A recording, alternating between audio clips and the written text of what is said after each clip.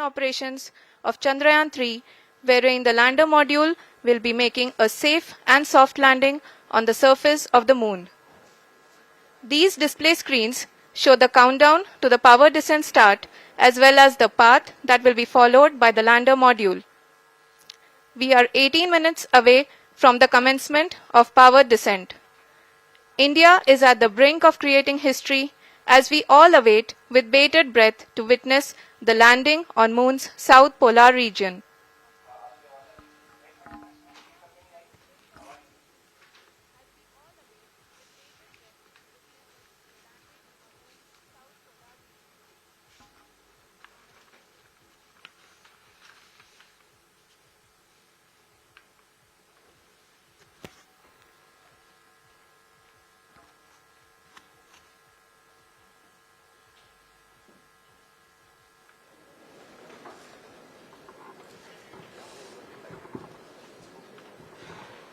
इसरो का पहला moon mission Chandrayaan one अक्टूबर 2008 में PSLV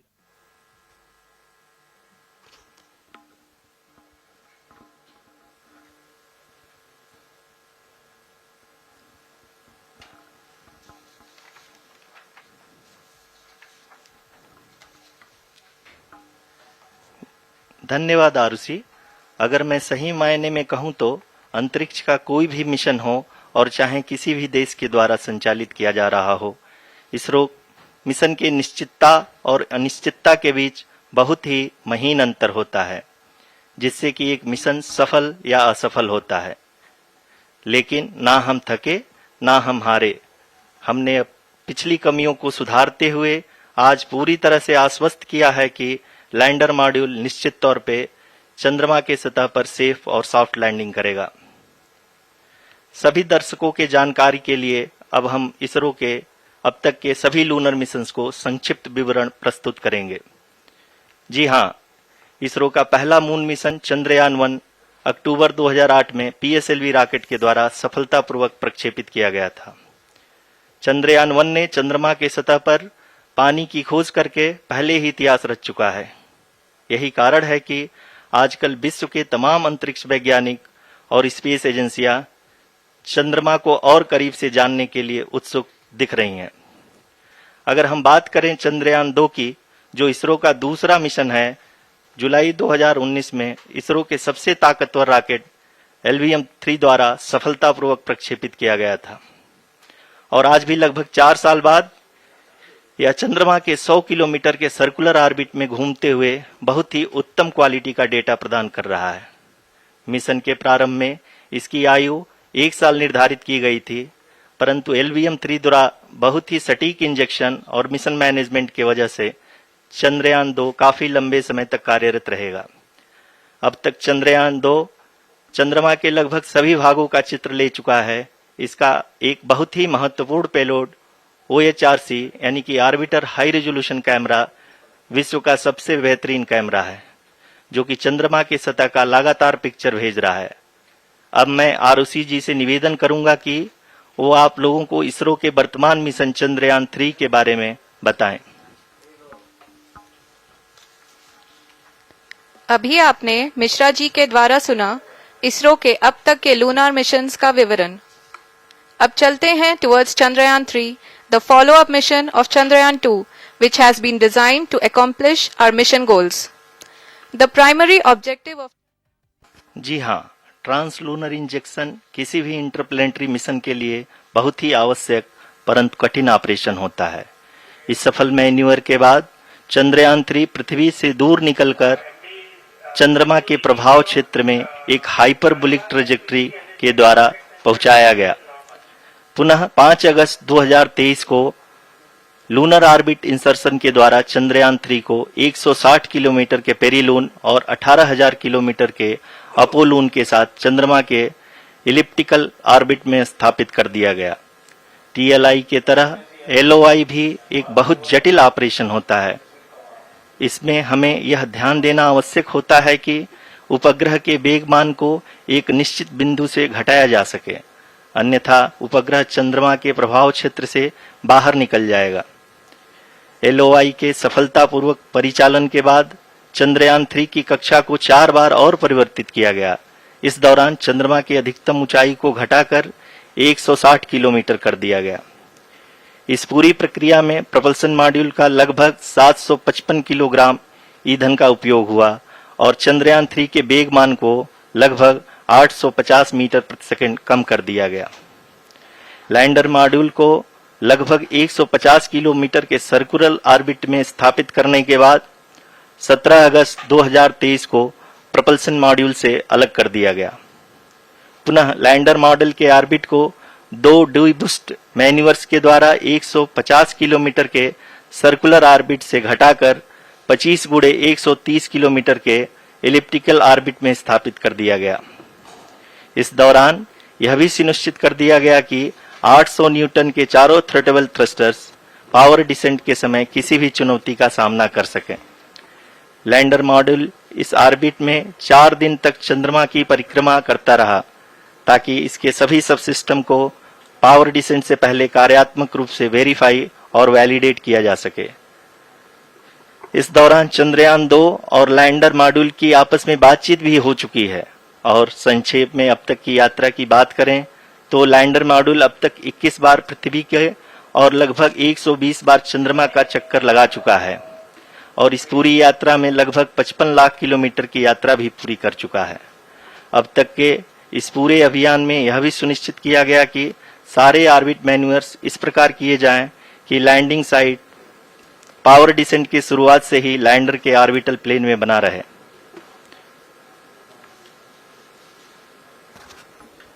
Make it further That is true complicated. indeed. We have arrived at the crucial juncture wherein the orbit plane contains the desired landing site at the start of powered descent. We are also happy to announce that live images from the Chandrayaan 3 lander imager camera is being received continuously. The demonstration of soft landing on the moon's surface is no ordinary feat due to the innumerable challenges and complexities involved. The lander velocity has to be killed from nearly 6,048 kilometers per hour without any aid from the thin and tenuous moon's atmosphere. The lunar dust at the time of landing and the craters and boulders scattered over the moon's surface make it further complicated to achieve this.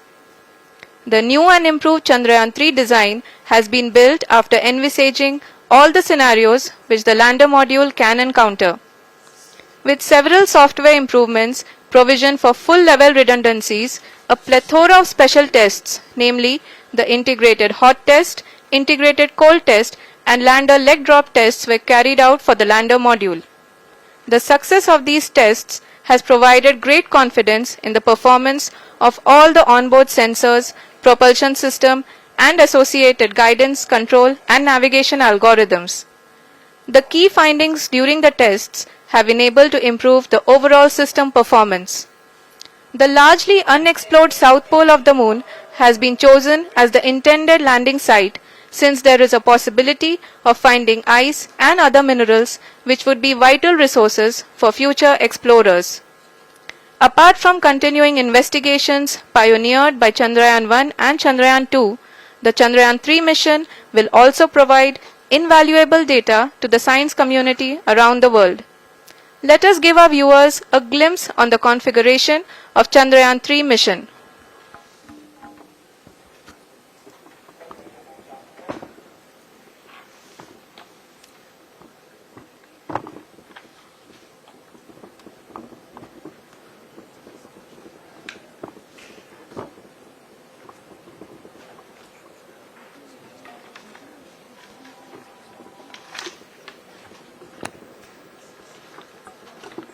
Chandrayaan 3 का mission plan लगभग चंद्रयान 2 के तरह ही बनाया गया है।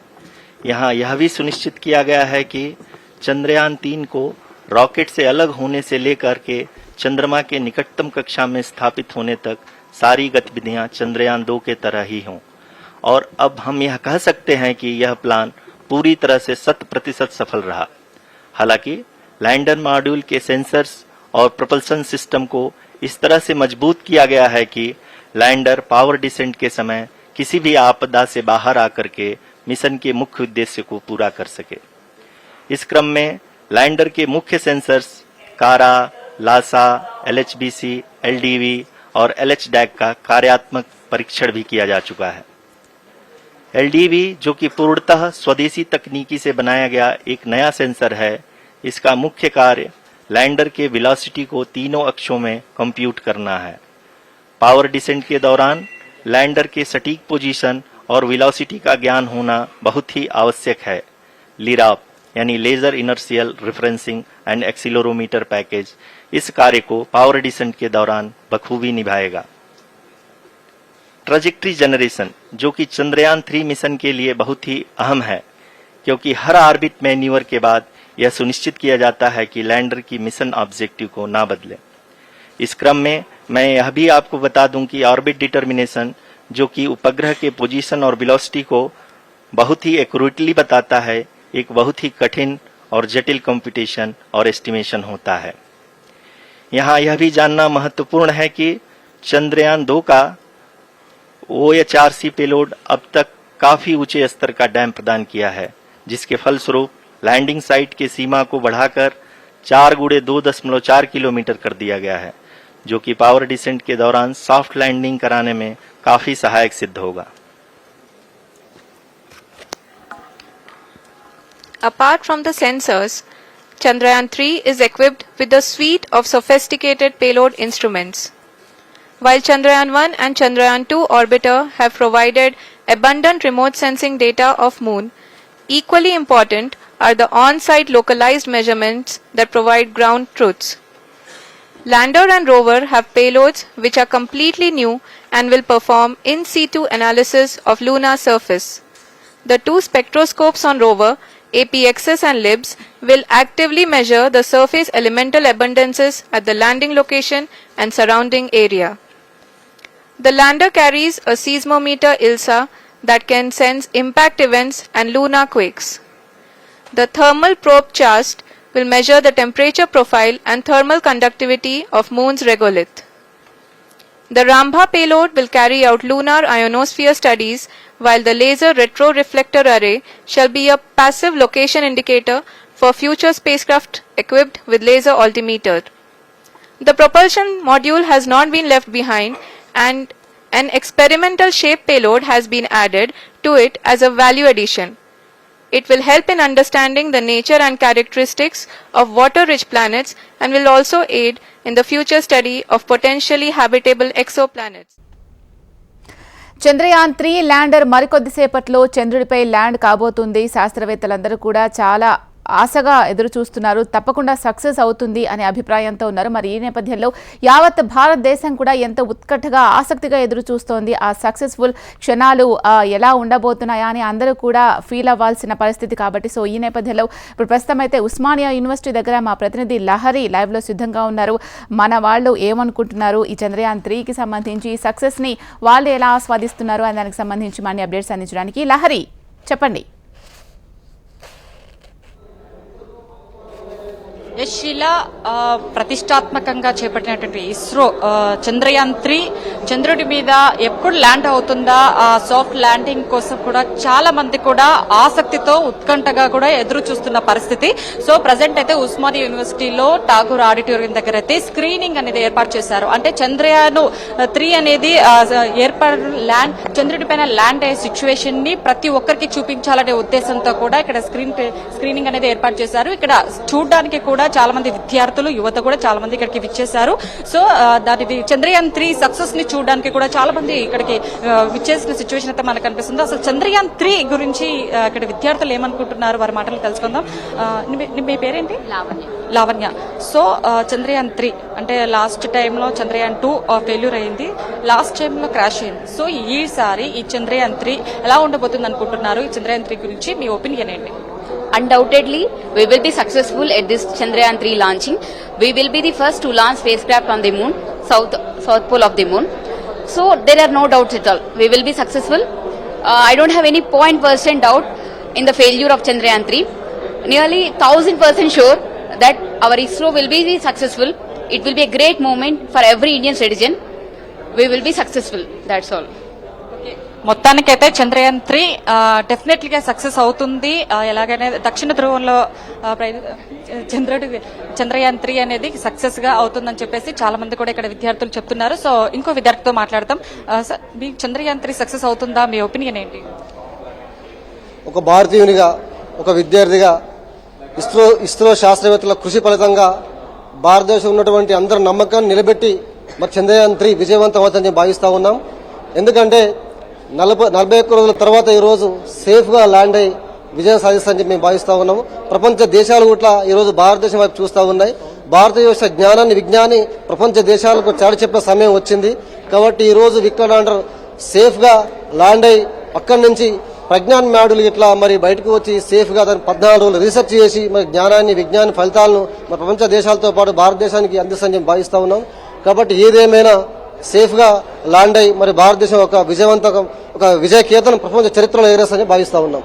So మొత్తానికైతే ఇస్రో చరిత్ర సాధిస్తుంది. ఇస్రో శాస్త్రవేత్తలు ఎంతో శ్రమ కూడినటువంటి శ్రమతో పాటు ఈ ఫలితం వస్తుందని చెప్పేసి కూడా చాలా మంది యువత చెప్తున్నారు. సో అలాగే మామూలుగా మనం చూసాము చంద్రయాన్-2 లాస్ట్ టైంలో క్రాష్ అయింది. సో ఈసారి అలాంటివి జరిగే సూచనలు ఏమీ లేవని చెప్పేసి కూడా పలువురు వ్యక్తం చేస్తున్నారు. అయితే భారత ప్రతిష్టాత్మకమైన ప్రాజెక్టు అయిన ఇది యువతకు స్ఫూర్తినిచ్చేలా విజయవంతం అవుతుందని చెప్పేసి కూడా అందరూ అందుకోసం ఆసక్తి చూపుతున్నారు. అయితే వాస్తవానికి చంద్రుడిపై ఇంతవరకు అయితే 3 దేశాలు మాత్రమే సాఫ్ట్ ల్యాండింగ్ అనేవి అయ్యాయి. అయితే ఒకవైపు అమెరికా, రష్యా, చైనా మాత్రమే చంద్రుడిపై 3 మిషన్లు సఫలమయ్యాయి. అయితే ఫస్ట్ టైం మన ఇండియా విక్రమ్ సాఫ్ట్ ల్యాండింగ్ అవ్వబోతుంది. మరి కాసేపట్లో విక్రమ్ సాఫ్ట్ ల్యాండింగ్ జరగబోయే చిత్రాన్ని మాత్రం వీక్షించడానికి మాత్రం చంద్రయాన్ని చూడడానికి మాత్రం చాలా మంది ఇక్కడికి విచ్చేసిన సిచ్యువేషన్. మొత్తానికైతే అంతేకాదు చంద్రుని సౌత్ పోల్ మీద ఫస్ట్ టైం సాఫ్ట్ ల్యాండింగ్ చేస్తున్న మొట్టమొదటి దేశంగా కూడా హిస్టరీగా మన భారతదేశం నిలిచిపోతుందని కూడా మనం చెప్పుకోవచ్చు. అయితే మరికొద్ది సేపట్లో అంటే సాయంత్రం 5:44 ల్యాండింగ్ ప్రక్రియ ప్రారంభం కాబోతుంది. ఆ ప్రక్రియ ప్రారంభం కాబోతున్న సిచ్యువేషన్ ని చూడడానికి అయితే ఇక్కడ యువత విద్యార్థులు అయితే చాలా మంది ఉస్మానియా యూనివర్సిటీలో ఠాగూర్ ఆడిటోరియం అయితే చాలా మంది ఇక్కడికి విచ్చేసారు. అయితే మొత్తానికైతే ఇస్రోతో సంబంధం లేకుండా ల్యాండింగ్ ప్రక్రియ చంద్రునిపై సూర్యకిరణాలు పడగానే ల్యాండింగ్ ప్రక్రియ ప్రారంభం కాబోతుంది. సో దేశంలో విద్యార్థులు కావచ్చు, ఇటు యువత కావచ్చు, అంతయా కూడా చంద్రయాన్-3 సేఫ్ ల్యాండింగ్ ను ప్రత్యక్ష ప్రసారాల ద్వారా అయితే ఇక్కడ చూడాలని ఒకవైపు ఇస్రో కోరడం ద్వారా కూడా చాలా మంది ఇక్కడ విద్యా సంస్థలు కూడా అరేంజ్ చేయడం జరిగింది. సో మొత్తం మీద అయితే చంద్రయాన్-3 సక్సెస్ ని చూడడానికి అయితే చాలా మంది కూడా ఆసక్తితో ఎదురు చూస్తున్నారు. సో ఇక్కడ మరికొంతమంది విద్యార్థులు ఇక్కడ ఉన్నారు. ఇక్కడ స్క్రీన్ ని చూస్తున్నటువంటి వాళ్ళతో మాట్లాడే ప్రయత్నం చేద్దాం. మీ పేరేంటి? నా పేరు మహేష్ మేడం. సో చంద్రయాన్-3 చంద్రుడిపై ల్యాండింగ్ సక్సెస్ అవుతుందా? ఏమనుకుంటున్నారు madam? ISRO step by step పోతుంది. 2008లో చేపట్టినప్పుడు కొంతవరకు సక్సెస్ అయింది. 2019లో చేపట్టినప్పుడు ఇంకొంత సక్సెస్ అయింది. ఇది 100% ఇస్రో సక్సెస్ సాధిస్తుందని నేను భావిస్తున్నా. ఇస్రోకి కంగ్రాచులేషన్స్ కూడా చెప్తున్నా. ఫస్ట్ ఖచ్చితంగా సక్సెస్ అవ్వబోతుంది ఇది. ఓకే, మొత్తానికైతే ఇస్రో ఖచ్చితంగా సక్సెస్ ని చేజిక్కుంచుకుంటుంది. మొట్టమొదటి మన భారతదేశం జాతీయ పతాకం కూడా చంద్రుడిపై రెపరెపలాడుతుంది అని చెప్పేసి కూడా చాలా మంది యువత అయితే ఇక్కడ మనకి స్పష్టం చేస్తున్నారు. మొత్తం మీద అయితే ఇక్కడ ఉస్మానియా యూనివర్సిటీలోని ఠాగూర్ ఆడిటోరియంలో అయితే ఇక్కడ చాలా మంది కూడా విచ్చేసిన సిచ్యువేషన్. మొత్తం మీద అయితే ఇక్కడ మరో విద్యార్థులతో మాట్లాడే సో మీ పేరేంటి? Sorry sir. ఓకే, మొత్తానికైతే కొందరు మాట్లాడడానికి ఇబ్బంది పడుతున్నారు. సో మొత్తానికి థ్యాంక్ యూ లహరి.